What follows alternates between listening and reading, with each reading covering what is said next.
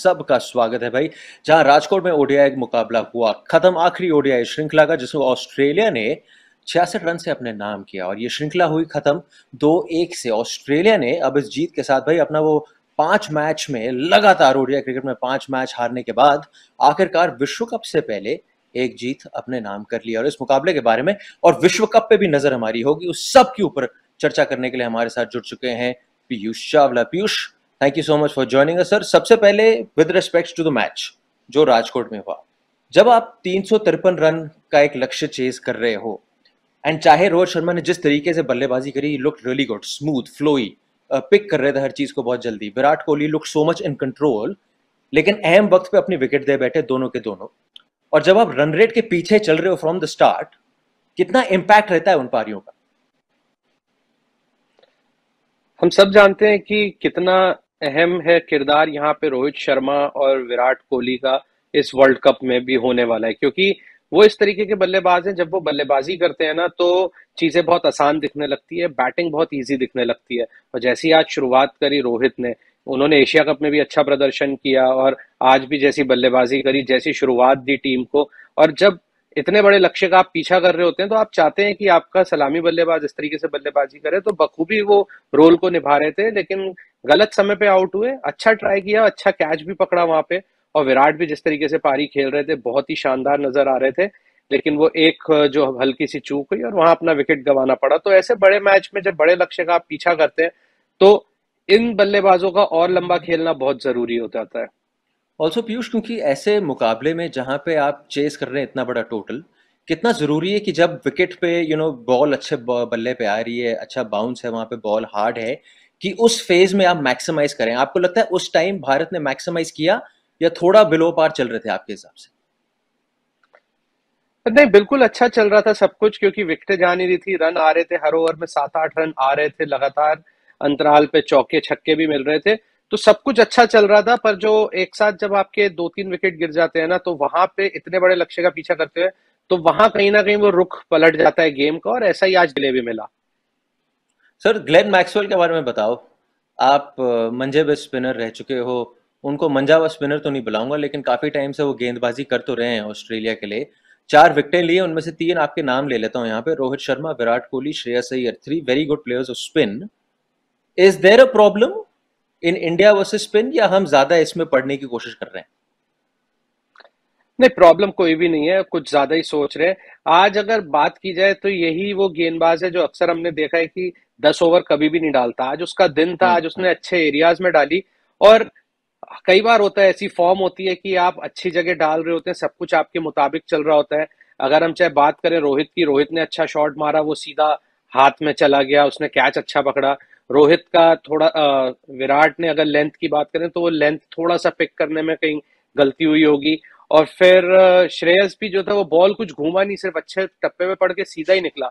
तो ऐसा कई बार दिन आता है कि जब एक गेंदबाज अच्छे एरिया पे डाल रहा होता है और उसको विकेट मिल रहे होते हैं, क्योंकि आपने बहुत कम देखा होगा ग्लेन मैक्सवेल को 10 ओवर डालते हुए। तो स्पिन के सामने कोई समस्या है ऐसा मुझे कुछ लगता नहीं है। सर, केएल राहुल, सूर्य कुमार यादव की बात करूंगा नहीं, मतलब क्योंकि वहां पे आपका पूरा लोअर ऑर्डर मिडिल ऑर्डर चला नहीं है उसके बाद उस लक्ष्य के पीछे भागते हुए। लेकिन रविंद्र जडेजा की बात जरूर करूंगा मैं, क्योंकि लगातार आप देख रहे हैं कि रविंद्र जडेजा, हम कह तो रहे हैं, मतलब आपके स्पिनर तो हैं ही, साथ ही साथ बल्ले के साथ भी इतना कुछ यहाँ पे रोल निभाते हैं। Is that a cause of worry going विश्व कप में जाते हुए आपके लिए रविंद्र जडेजा का बल्ले के साथ फॉर्म? एक बहुत ही इंपॉर्टेंट खिलाड़ी है रविंद्र जडेजा इस टीम का, और गेंदबाजी तो वो अच्छी कर ही रहा है, लेकिन बल्ले से इतना अच्छा भी प्रदर्शन पिछले कुछ समय में हुआ नहीं है। और उन्होंने ऐसा खुद भी बोला था कि वो संतुष्ट नहीं है अपनी बल्लेबाजी से। तो आज भी जब बल्लेबाजी की तो अपना समय ले रहे थे, तो जो आज उन्होंने रन बनाए हैं उन्हें कहीं ना कहीं एक आत्मविश्वास जरूर आया होगा, क्योंकि जब आप समय बिताते हैं पिच के ऊपर तो कहीं ना कहीं एक आत्मविश्वास आता है। और इंडिया के नजरिए से बहुत जरूरी है कि रविंद्र जडेजा का बल्ला चले, क्योंकि जो वो नंबर है वो इतना आसान नंबर होता नहीं है बल्लेबाजी करने के लिए।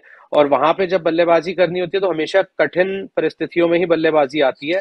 तो ये जरूर भारतीय दल चाहेगा कि रविंद्र जडेजा को बैट से भी फॉर्म मिले, और अगर उनको बैट से फॉर्म मिलेगी तो भारत के लिए बेहतर होगा।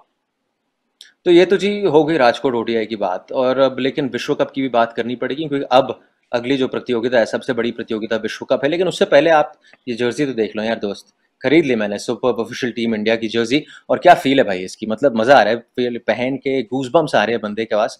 बस मैं तो रेडी हूँ, तो ठीक है, to cheer for team India. अगर आपने चीयर करना है दोस्त तो आपको ये जर्सी तो खरीदनी ही पड़ेगी। So if you want to buy this jersey, head to your nearest Adidas store today. Piyush, अब बात विश्व कप की, क्योंकि अगर श्रृंखला की हम बात कर रहे हैं, कौन जीता, किसने रन बनाए, उतना महत्व था नहीं, क्योंकि ये विश्व कप के इतने पास है।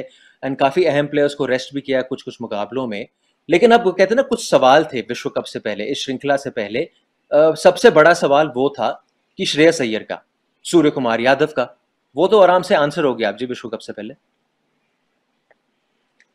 देखिए, श्रेयस को लेके चल रहा था कि भाई रन नहीं बन रहे, काफी मुश्किल समय से जा रहे थे, लेकिन उन्होंने जैसी बल्लेबाजी पिछले वनडे मैच में करी और जैसी आज भी करी, अच्छे फॉर्म में, अच्छे टच में नजर आ रहे थे और बहुत ही समझदार भरी पारी खेल रहे थे। हालांकि और लंबा खेलते तो अच्छा रहता, लेकिन अच्छे फॉर्म में दिख रहे हैं। और सूर्य ने भी जिस तरीके से पहले दो मैचों में बल्लेबाजी करी, और आज ठीक है, आज सिचुएशन ऐसी थी, आज जल्दी रन बनाने थे और पिच इतनी आसान थी नहीं बाद में, क्योंकि बॉल या स्लो आ रहा था, इतना बाउंस नहीं था। और अगर हम नजर डालें तो जो ये ऑस्ट्रेलिया के तेज गेंदबाज जो जाने जाते हैं हार्ड लेंथ हिट करने के लिए, हर ओवर में 4 से 5 स्लोअर बॉल डाल रहे थे। तो इतना आसान उस टाइम था नहीं बल्लेबाजी करना। तो अगर सवालिया निशान जो थे वो इन दोनों ने बखूबी उनका जवाब दे दिया है। वहीं दूसरी ओर पीयूष, मैं क्वेश्चन मार्क लगा के चल रहा हूँ अभी अक्षर पटेल का, because there is no official word sir. लेकिन आपके हिसाब से रविचंद्रन अश्विन साहब का ऑडिशन चल रहा था इन अ सेंस, थोड़ा अजीब लगता है वह बोलते हुए इतने मंजे हुए खिलाड़ी के बारे में, ऑडिशन साथ में उनका अगर हम लोग यहाँ पे बोले, बट इन अ सेंस क्योंकि विश्व कप से इतना पहले है, ये इतना करीब है। आपको क्या लग रहा है सर, अभी भी हिंट है रवि अश्विन विश्व कप की इस टीम में आने में? देखिए, अगर यहाँ पे अक्सर फिट नहीं होता तो मेरे लिए गो टू बॉलर अश्विन ही रहेंगे। इसलिए नहीं कि उन्होंने पिछले दो गेंदबाजी जिस पिछले दो मैचों में जैसी करी, आपने अभी जैसा बोला कि मंजे हुए खिलाड़ी हैं, इतना अनुभव है, और ऐसे बड़े मुकाबलों में आपको अनुभव की जरूरत होती है, और वो अश्विन से बेहतर कोई नहीं आपको दे सकता स्पिन गेंदबाजी डिपार्टमेंट में। पर देन पीयूष, मैं वही कह रहा हूँ ना, क्योंकि हमने रविंद्र जडेजा की भी बात करी, बल्ला अगर इतना चल नहीं रहा, अक्षर पटेल और रवि अश्विन में अगर बल्लेबाजी की हम लोग बात करें, माय सब्जेक्टिव व्यू की अक्षर पटेल आगे हैं, क्योंकि जिस तरीके से बल्लेबाजी करते हैं। तो आपके हिसाब से वहां पे एक थोड़ी सी एक कमी दिखेगी हमें भारतीय टीम को लेकर? जैसा पिछले 1 डेढ़ साल में फॉर्म दिखाया अक्षर पटेल ने अपने बल्ले से, देखिए गेंदबाजी तो वो अच्छी करते हैं, पकड़ के डालते हैं, लेकिन बल्ले से जो फॉर्म दिखाया है, अगर हम एशिया कप में भी एक मैच की बात करें जो बांग्लादेश के सामने हुआ था, वहां भी मैच में काफी हद तक बांग्लादेश के पक्ष में जा चुका था। अंत में भले ही बांग्लादेश वो मैच जीता, लेकिन जिस तरीके से उस गेम को इतना क्लोज लेके आए थे अक्षर पटेल, तो वो दिखाता है कि वो किस तरीके का आत्मविश्वास है इस समय उनको अपने बल्लेबाजी के ऊपर। तो वो कमी जरूर कहीं ना कहीं खलेगी, लेकिन अगर फिर आप इंजर्ड हो गए तो उसमें तो किसी का जोर है नहीं।